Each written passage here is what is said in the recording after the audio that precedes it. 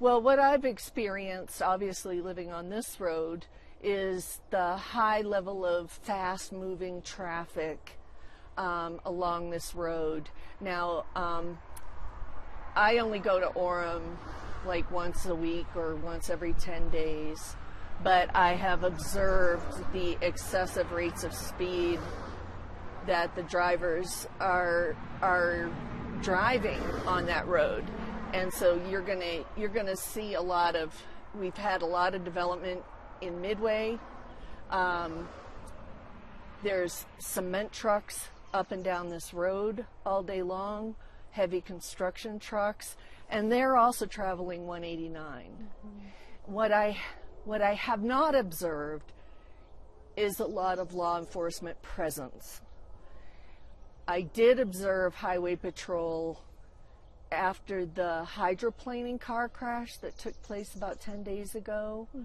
Are you aware of that one? Yeah, around 4 o'clock in the afternoon, I believe the accident occurred, and it was pouring rain, and a car hydroplaned and got T-boned by another car in Provo Canyon, and it killed the driver of the Chevy. I went down to Orem the day after, and I actually saw 2 patrol officers with vehicles pulled over. Mm-hmm. But I can tell you that is the only time I have seen law enforcement presence in at least 3 months down that canyon. Now, I don't go down there every day. Maybe they're there at certain times a day. I also want to say I respect the fact that there's not a lot of places to pull people over down that canyon, and I wouldn't want to see Highway Patrol lives be in jeopardy either. But something's got to give. Yeah. I mean, we need some kind of mechanism to slow these people down. Because as I said in the email, my guess would be the propane truck didn't get the red light up on 189 by the dump and probably was hitting a high rate of speed as he headed toward Orem. You can see that being a possibility of happening. Yes, unless he had a medical event. Mm-hmm. It happens all the time, though. It happens all the time. If I am up at the intersection up here, and they have like a pull-in where you can kind of merge in, you better hope your car doesn't conk out or something, because they're not slowing down for you. And there's nobody there to monitor it. So what you're saying is you think more law enforcement needs to be present to prevent. I think there needs to be more law enforcement presence, that they be able to conduct law enforcement in a safe environment for them as well, because my heart stops when I see some Utah highway patrollers, getting out of their cars and cars are zipping by them. So I respect the fact that they very well lives could be put in danger by the high rate of speed. They need to lower the speed limit. They got to lower the speed limit. It's too fast. And when I called about this road, I called UDOT several years ago, and their quote to me was, we'd have to do a traffic study. And if the speed of traffic is faster than the posted speed limit, we'll have to raise the speed limit. Well, who makes that up?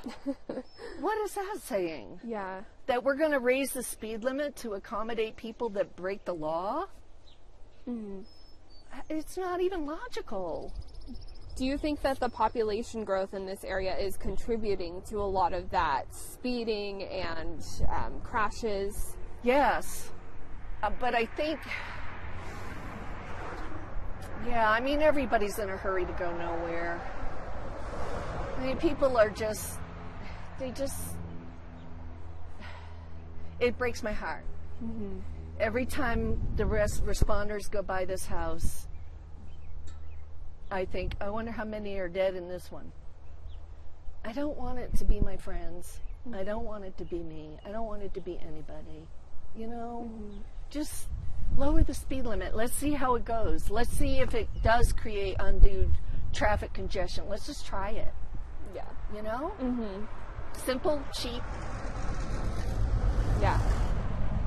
What did you see this past earlier this week with this crash out on the water? Did you see anything? Did you hear anything? No, I actually got a call from my neighbor, and he said there's a propane tank truck, because he listens to the scanner, and he said there's a propane tank truck that has ended up in the water. And I was like, great. And he goes, we saw all kinds of smoke, because he lives down there, so he could look over there, but I don't know if it was smoke or steam or whatever. I didn't go down yesterday because I just didn't want to get in anybody's way by walking down or anything, and plus I kind of figured the driver was gone, so I didn't really want to see that. Yeah. But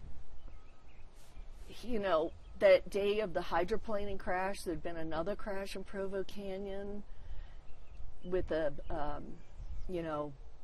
18-year-old kid, and it's too much. And I'm asking, based on the usage of that canyon, is this now the deadliest road in Utah? I don't even listen to my radio anymore when I'm driving down that canyon, because I'm like both hands on the wheel, paying attention, watching the other guy. It's just so different. Yeah.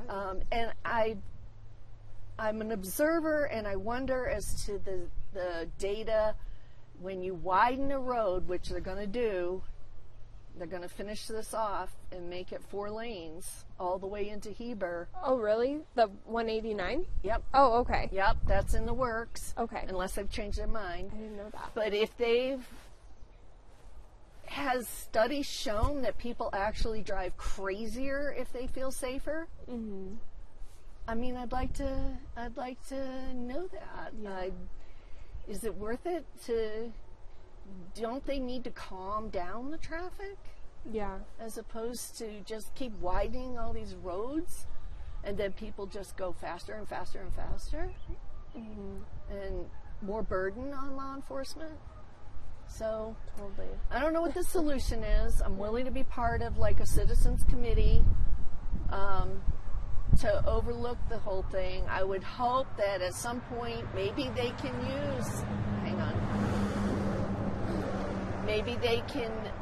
use some kind of a radar triggering device that will alert highway patrol farther down the road where it would be safer to pull somebody over. Yeah.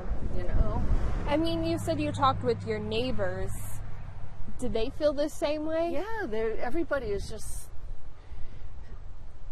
But it's hard to get involved. It's hard because you just say, oh, well, Yeah. And I felt that way. I almost didn't send that email to you guys this morning because I thought, nobody's going to listen. Over here. I know. I mean, I didn't even have to ask you a lot of questions. I felt like you answered all of them. Yeah, it just sounds like police presence, slower speeds are needed, and you believe this is due to the population increase and just the recklessness of drivers. Recklessness. Just people in their little world not realizing that there's a lot of us out here just want to get home safely too. What is your message to those drivers who aren't paying attention out there? My message is, if you caused a wreck that either killed somebody or created a physical situation for that person where their life has changed forever, how are you going to feel? Because you might be surprised that it will also change your life forever too. And you want to look at that text, you want to get there faster. You could also be changing your whole life and not for the better. Yeah. So enjoy the moment, slow down, enjoy the beauty. It is a gorgeous drive here. I know. Alrighty. That answers all my questions. Okay. Do you have anything else you want to add? No. Okay. Just, I'm a concerned citizen. I am available if there's any kind of task force. I'm not gonna blame anybody. I think we're all in this together. We all got to make it a better place to live and a better place to play. Yeah. And I'm when you're talking about chemicals, why are chemical trucks, why are fuel trucks allowed to even go down this canyon? I mean, not only is it a drinking supply for people, but it's also world-class fishing. And do you want to run the risk of losing that? You don't want to lose that.